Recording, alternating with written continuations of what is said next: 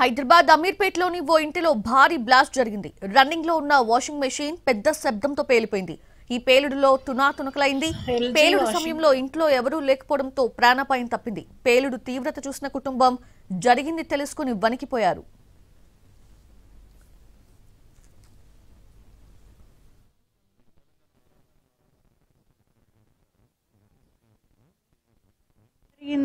ఏంటి అసలు చాలా భయమేసింది. అసలు అంటే ఇమాజిన్ కూడా చేసుకోలేకపోయాం. తర్వాత ఒక 2 నిమిషాల తర్వాత కానీ మేము తేరుకొని ఇలా మెల్లిగా వచ్చి చూసాం. అంటే ఇంకా ఏమైనా జరుగుతుందా, మా మీద ఏమైనా పడుతుందా అని భయమేసింది. ఇందులో ఒక ముక్క కూడా వచ్చి డైనింగ్ టేబుల్ మీద కూడా పడింది.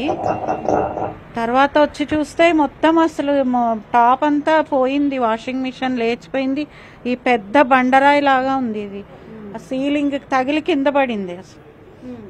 అసలు అంటే ఏమైందో కూడా అర్థం కాలే మాకు. ఏం జరిగిందో